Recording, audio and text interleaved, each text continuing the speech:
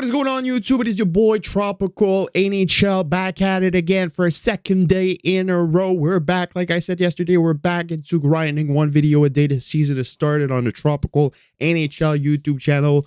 We're here 2023, 2024. We're taking over the Habs hockey community. All right, there's a lot of big projects coming, so you don't want to miss that. Subscribe, turn on post notifications. We're trying to get the 5K subscribers before opening night on October 14 in Montreal. The Canadiens will be facing the Blackhawks. We're trying to get the 5K before that. So subscribe, turn on post notifications, try and get 100 likes on this video. That would be absolutely awesome. Today we're here again to talk about the Habs.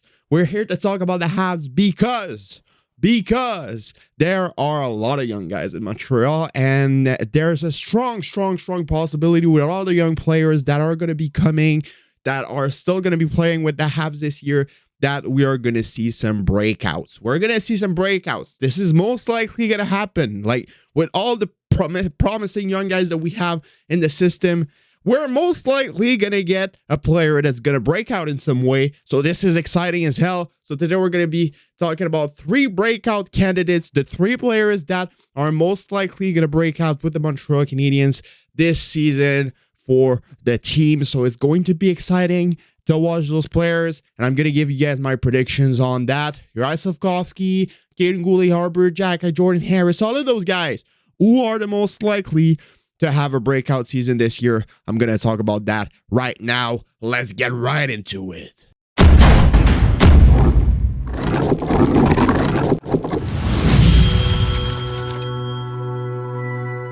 First player that I'm going to be talking about today is Kaden Goulet, defenseman for the Montreal Canadiens. I mean, we saw his true potential last year as he was playing for the Habs in the big team with the Montreal Canadiens. He was absolutely insane in every aspect of the game. At first, when we drafted him, a lot of people were upset, and now I can say that most people are really happy with that pickup. I mean, Kaden Goulet at first was more of a shutdown type of defenseman. Nobody was expecting him to be that good offensively as well. He developed an offensive game playing in the WHL. He played a couple extra years over there. They didn't rush him. They let him adapt. They let him play in the WHL. He played with the Oil Kings back there. He was at home in Edmonton. So yes, he developed a lot over there, and he developed an offensive game, and now he's probably the best two-way prospect in both the defensive and offensive side overall of the team.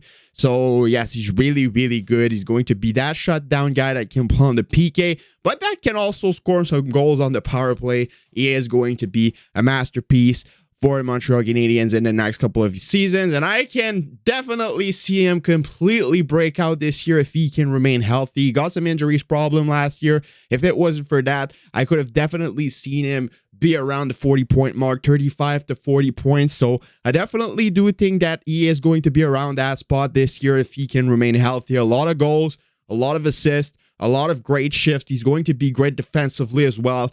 He is definitely one of the brightest Habs prospect, Habs project in the system right now. And yes, Kaden Goulet is going to become one of the great defensemen in the National Hockey League. And I could definitely see him break out into an even bigger project this season, get around the 40-point mark, be really good on the PK, and really establish himself as a top 4 defenseman in the National Hockey League as soon as this season. So yes, Kaden Goulet is my first breakout candidate for this Habs 2023-2024 season. He is a player to watch, definitely. The second player that I really want to talk about is a player that not a lot of people have been talking about. I mean, we kind of forget about him every time we talk about a Habs prospect. He's still a prospect. He hasn't played in the National Hockey League yet. He made the jump last year for playing professional in Europe into playing professional in North America. He finished up the season with the Laval Rocket, where he got really nice statistics. I mean, he was almost at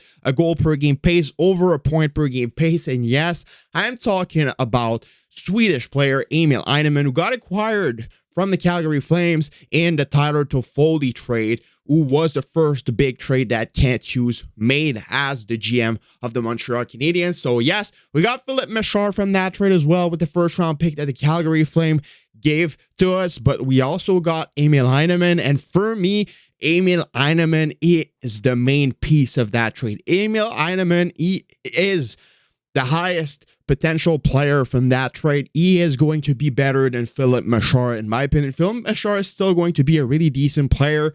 He's going to be a guy that's really, really important on the team in the near future for the Montreal Canadiens. But Emil Heinemann just has that little something that just like turns me on for some reason, hockey-wise, obviously. But yes, Emil Heinemann's been incredible. I mean, he's been playing for such a long time at the professional level. He's really mature. He plays the right way. He's big. He's fast. He's strong on his feet. And I think that he's going to be playing for the Montreal Canadiens this year. And I think that he is one of the players that are going to find himself a spot on the lineup. He's going to impress a lot of people at the rookie camp. He's going to impress a lot of people at training camp as well. And I can definitely see him finding himself a spot in opening night in Toronto. It's going to be a lot of fun following this guy. And yes, he's going to impress you guys a lot.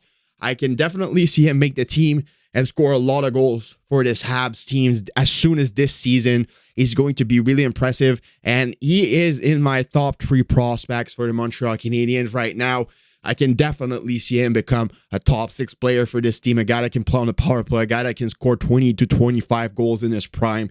He's going to be a great player, and I could definitely see him being a top 5 Calder candidate this year. I can tell you guys right now, Emil Heinemann is going to surprise a lot of you guys. He is going to surprise a lot of you guys, and he's going to make the team. So I'm not saying he's going to score 20 as soon as this season, but he's going to break out in a way where he's going to find himself a spot at the NHL level, and he's going to be a consistent NHL player this season. That's the way he's going to break out, but that player won't be playing in the AHL this year. I can guarantee you that. My third player that is most likely to break out for the Montreal Canadiens is kind of an obvious one. I've talked about him in yesterday's video, and it's Juraj Slafkovsky. I placed him at the 4 spot on my Habs point leader prediction list. I mean, I predicted him to get around 50 points. So yes, I have really, really high expectations for Juraj Slafkovsky, but I don't think that those expectations are too high. To be honest, I really do think that Juraj Slafkovsky has everything he needs to be an impactful NHL player as soon as this season. I mean, yes, he was disappointing last year. Yes, we probably had our expectations too high, but he worked on himself. You saw him.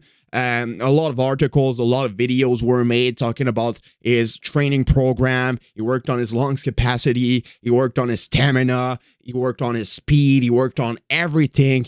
We saw a lot of pictures of him working, and we saw even a couple of days ago some clips of him training, and he looked a lot more explosive. He looked a lot more confident, and I feel like him playing for a year, being around the team for a year, even though he got injured, he learned how it was at the North American level. He knows now what he's getting into. He has a better idea. He's going to be more comfortable. He's going to be more confident. So if he gets the ice time, he needs to be effective offensively, because yes, Juraj Slafkovsky is a purely offensive guy. You can't ask this dude to play defense.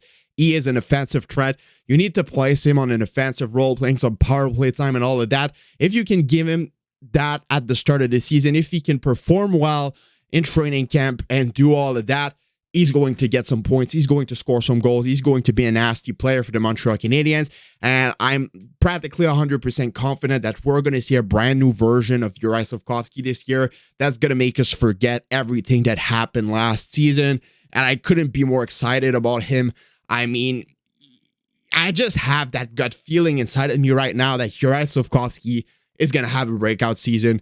He's going to be a really good player.